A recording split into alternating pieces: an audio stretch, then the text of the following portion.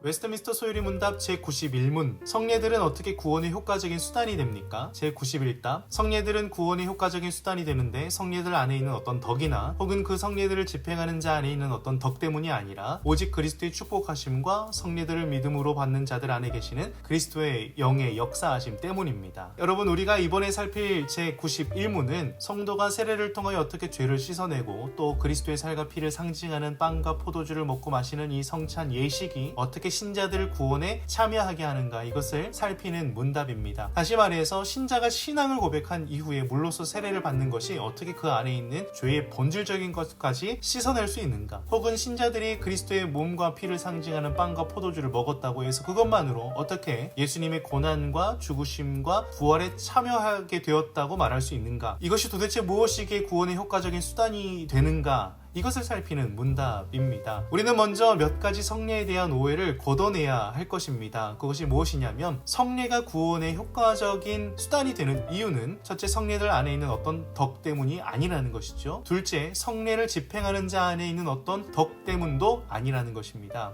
여러분, 현대 신자들 가운데에는 이런 생각을 많이 하는 사람들이 없는 것 같아 보이지만 몇 년 전만 하더라도 이런 생각으로 성례에 참여하는 사람들이 많이 있었습니다. 무엇입니까? 성례에 참여하면 성경이 가르치는 세례의 의미를 뛰어넘어서 그 자체가 특별한 예식이므로 대단한 능력이 부어진다라는 사실을 믿는 믿음으로 세례에 참여하는 것이죠. 세례를 받으면 어떤 능력과 효험이 나타나서 다시는 죄를 짓지 않을 능력을 받을 수 있는 것처럼 생각하기도 한다는 것입니다. 또는 세례를 어떤 능력 있는 목사님께 받으면 그 효능이 더 강력할 것 같다고 생각하는 거예요. 그래서 세례를 베풀어줄 큰 교회 목사님이나 유명한 목사님들, 그리고 능력 있어 보이는 목사님들을 찾아다니면서 세례를 받기도 하고, 이미 세례를 받았으면서 더 능력이 있어 보이는 목사님이 있으면 다시 세례를 받으려고 하는 사람들도 있었습니다. 그런데 어떻습니까? 세례를 받는 것을 어떤 대단한 능력이 더해지는 것처럼 생각했지만 세례를 받은 곧바로 다음날 아침 혹은 며칠의 효험을 경험한 후에 다시 주님 앞에 무기력해지는 자신의 모습에 실족하기도 합니다. 또 대단한 유명한 능력 있는 목사님께 세례를 받았다고 해서 기분이 좋아서 뭔가 그 기분에 의해서 더 거룩한 생활을 얼마 정도 잘 할 수 있었을지 모르겠지만 여전히 그의 삶에 죄를 즐거워하고 죄와 싸우지 못하는 자신을 금세 마주하게 됩니다. 또 성찬에 먹고 마시는 빵과 포도주를 생각하자면요, 이 카톨릭에서 가진 관점처럼 이 빵과 잔을 먹고 마실 때 이것이 그리스도의 살과 피로 실제로 변하게 되는 것처럼 거룩하게 생각하여서 성찬에 참여하지만 그 살과 피를 먹고 마셔도 여전히 우리의 삶은 거룩을 지켜내지 못하는 연약한 인생이라는 것을 경험하게 되죠. 그렇습니다. 성례가 구원의 효과적인 수단이 되는 것은요, 바로 이러한 성례 안에 혹은 성례를 집행하는 자 안에 어떤 덕 때문이나 어떤 능력 때문이 아닙니다. 여러분, 이러한 생각은 오히려 성례를 왜곡하고 성례를 오히려 우상시하게 되는 결과를 가져오게 되는 것이죠. 성례가 구원의 효과적인 수단이 되는 이유는 바로 이것 때문입니다. 첫 번째, 오직 그리스도의 축복하심 때문이라는 거죠. 여러분, 세례와 성찬은 모두 예수님께서 제정하셨습니다. 마태복음 28장 19절에서 그러므로 너희는 가서 모든 민족을 제자로 삼아 아버지와 아들과 성령의 이름으로 세례를 베풀고 라고 말씀하시면서 예수님께서 세례를 제정하셨습니다. 또한 우리가 지난 성찬주일 이 담임 목사님 말씀을 통해서 들었던 것처럼 고린도전서 11장 23절부터 24절까지 말씀에 떡을 가지사 축사하시고 떼어 이르시되 이것은 너희를 위하는 내 몸이니 이것을 행하여 나를 기념하라. 25절에선 그와 같이 잔을 가지고 이르시되 이 잔은 내 피로 세운 새 언약이니 이것을 행하여 마실 때마다 나를 기념하라 말씀하시면서 이 성찬이 계속해서 성도들 간에 행해지도록, 그리고 이것에 참여한 자들과 예수님이 연합되었다라는 사실을 기억할 수 있도록 하셨다는 것입니다. 여러분, 이 이유가 무엇이겠습니까? 이 세례를 받는 예식에 참여한 것을 통해서 죄를 씻어주시는 은혜를 받게 되었다라는 것을 신자들로 기억할 수 있도록, 예수님의 찢기시고 흘리신 살과 피를 먹고 마심으로 예수님의 십자가 아래에서 우리 자신도 죽은 것이다, 이것을 고백하며 기념하며 기억해내도록, 그 신령한 은혜를 이 성례에 참여할 때마다 기억하고 고백하고 그 은혜 가운데 살아갈 수 있도록 하시기 위하여 예수님께서 이러한 것들을 제정해 주셨다는 것입니다. 바로 이것이 예수님께서 우리에게 주신 은혜요 복이라는 것이죠. 또 둘째로, 성례가 구원의 효과적인 수단이 되는 이유는 성례들을 믿음으로 받는 자들 안에 계시는 그리스도의 영의 역사하심 때문입니다. 그렇습니다. 신자들이 믿음의 고백으로서 이 세례에 참여하고 성찬에 참여할 때에 이미 신자 안에 거하시는 성령께서 역사하시 역사하십니다. 이 성령이 역사하시지 않으면 신자들은 더 이상 신자가 아니죠. 그리고 이 성례에 참여하는 순간에 성령이 도우시지 않으면 믿음으로 세례에 참여하고 성찬에 참여할 수도 없을 것입니다. 신자들은 성령의 도우심을 받고 믿음으로써 세례와 성찬에 참여하게 됩니다. 그러므로 성령, 그리스도의 영께서 예수 그리스도께서 제정하시면서 의도하신 뜻하신 이 성례들의 의미를 고백하도록 도우시고, 그러므로 이 성례가 신자들의 구원에 효과적이도록 도우시는 것이죠. 사랑하는 여러분, 우리는 이 은혜에 참여한 자 되었습니다. 세례교인 된 여러분은 이 은혜의 예식에 참여하여 죄 씻음 받은 하나님 나라의 거룩한 백성, 성도가 되었고, 예수님의 살과 피를 먹고 마심을 통해 그리스도와 연합되어 십자가 위에서 죽으신 예수님과 우리도 이미 죽었다. 그래서 바울의 고백처럼 이제 내가 사는 것은 내가 아니라 그리스도다, 그 은혜로 사는 것이다 고백하는 그리스도인이 되었습니다. 이러한 그리스도인 된 저와 여러분의 삶 가운데에 그 은혜에 참여한 기쁨이 가득하실 수 있기를 소원합니다. 거저 얻은 은혜, 그러나 돈 주고는 결코 살 수 없는, 아무리 몸부림쳐도 얻어낼 수 없는 그 은혜를 거저 얻은 것임을 기억하고 감사로 기쁨으로 그리스도의 향기를 나타내는 은혜의 복된 삶, 은혜의 복된 인생 살아 누리시는 저와 여러분 되시기를 축복하면서, 오늘 또 이번 한 주도 다 같이